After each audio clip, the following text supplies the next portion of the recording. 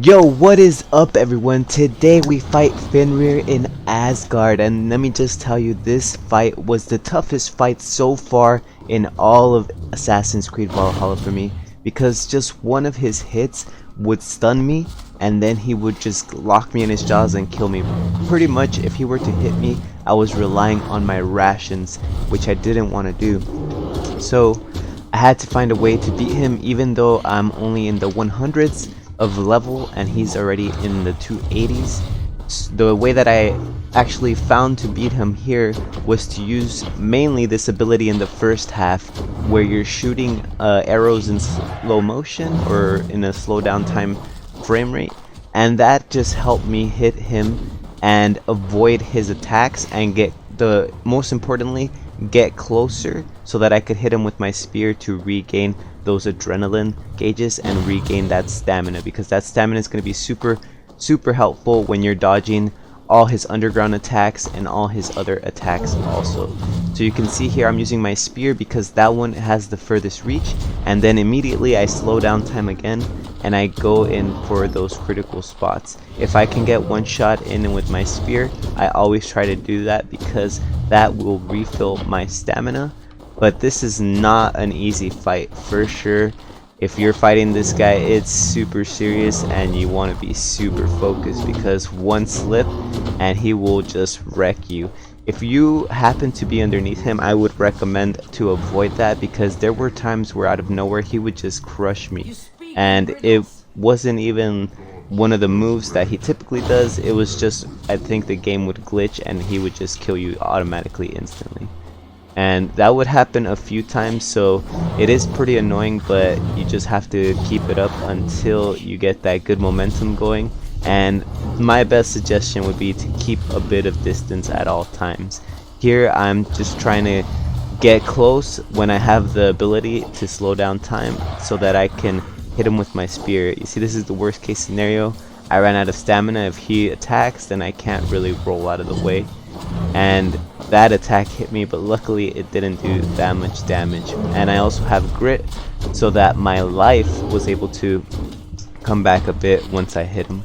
But that's the main strategy here. You use the ability to slow down time and close the distance, hit him a few times, and then once he starts digging underground like that, make sure you look behind you, because he'll always try to get behind you and just do that underground flank on you. So make sure you turn around, get some distance, and always roll into those underground attacks. If you happen to roll to the right or left, it might work, but most of the time he would still catch me when I would roll to the right or left. And with the slow motion, you can also dodge that lunge attack, and once he's laying on the ground, you can hit him with the spear and get some more damage in. Honestly, I'm only doing 23 damage, 29 sometimes, so this fight was just grueling, because any moment I could die, but it would take me so long just to bring his damage down. That's why I was like, okay, I need to close distance, slow down time, try to keep hitting him as frequently as possible, because he's so freaking fast, and these underground attacks are just super annoying. There was one time where I had him probably less than half life. He went underground and he just went out of the map and he just got lost, and then it just reset everything.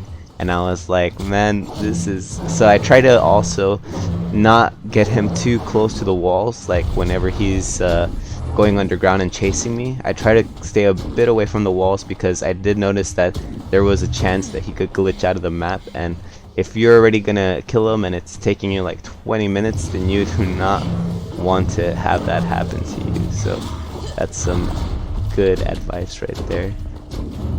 And as long as you have adrenaline, your adrenaline gauge is filled, you can pretty much use this attack indefinitely when you're attacking him. And if you can refill it pretty easily, for me with my spear, it was refilling really quickly, and honestly without that I don't think I would have been able to defeat this boss. Another thing that happened was my armor is pretty much all flawless, and it's like one tier away from the upgrade, the maximum upgrade capacity. So that was really helpful also, just to not die insta hit whenever he would do like a paw hit or like one of his jaw hits, but honestly I'm not sure if it really helped too much. But it was more of a like a peace of mind a bit that okay, I'm gonna fight him. If he hits me somehow, I might survive. But honestly, that wasn't a guarantee. Like any moment was just it could be my death. So it was sad, but we had to fight through and keep going. And so I'm gonna keep using this ability, keep grinding through the first half. But you see here during this first half, I'm pretty close. I'm engaging a lot with Fenrir, but during the latter half, after you lasso him once, the game changes up and the pace slows down a bit because he has a new attack. Once that happens, it's like a whirlwind attack, and I'll probably skip to that second phase, that way we don't have to keep watching this grind right here. Oh wait, actually I'm about to find him right now. So once you bind him here, the second phase, he has a tornado attack, and that tornado attack is super lethal. And the way to avoid it though is, so after he jumps back, he will always do the tornado attack during this second half of the phase, and he usually opens his mouth and jumps back whenever he's about to do that tornado attack. But I also noticed after he goes underground, he immediately does that attack. I'm pretty sure that's the second the second phase of this boss right here. And once he does the tornado attack, all you need to do is keep your distance. You should be good. You can outrun it without having to dodge. And then the good thing about the tornado attack, even though it's a brutal attack. Oh wait, another thing that I noticed was that as soon as he goes underground during the second phase, he charges right at you. So if you're not, usually during the first phase you had a little bit of more time to dodge that first underground attack, but during the second phase it's really important that you dodge that underground attack right away, or else he might insta kill you. So you see he jumped out of the ground and he pushed back, and now he's doing the tornado attack. So you should be good as long as you keep your distance. But the benefit of this tornado attack is that he gets tired and does a little shake afterwards. So I would recommend you close the distance there, and if you need some adrenaline, go and hit him in his legs real quick.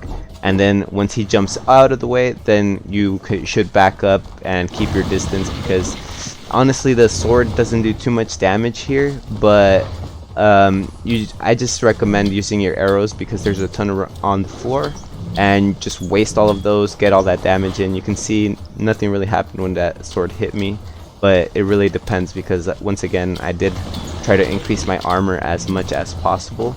So if your armor is like super weak, that might kill you as well. Definitely dodge all the underground attacks, because even if your armor is strong, that might not go so well. And you can see here he's about to glitch out, which I was about to be really sad about, but luckily he did not.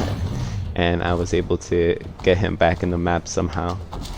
And this is going to be how the second phase plays out. It's a bit slower, a bit more distance.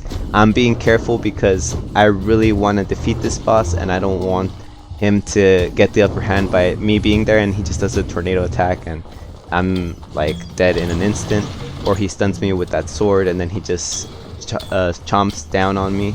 But definitely the tornado attack is the most dangerous attack here in the second phase. Alright, so jumping into the last 2 minutes of this fight, you can see that he's still chucking his sword around, and pretty much his life is almost dead. Sometimes he does jump up on those mountains in the back and throws rocks. The best thing to do is to just go as far away as possible from him, and you can dodge left and right without having to actually use the dodge button. Just run left or right and you can completely evade those rocks pretty easily.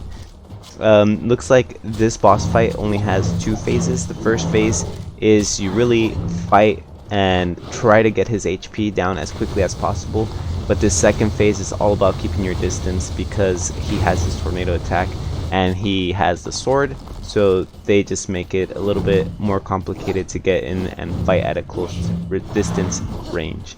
But you just keep up the attacks with the spear, keep up the attacks with this ability. Especially what I noticed with this ability was that you have to be at a mid-range distance. If you're too far, the ability will not work. It will cancel. When the arrow hits him, it will not do any damage, and it'll only shoot off 1 arrow. So if you notice you're like really far and trying to use that ability and it's just not working, it's not a glitch, it's just you need to be more of at a midway point, and then you can inflict all the arrow damage. Even if you run out of arrows, that ability will keep you shooting.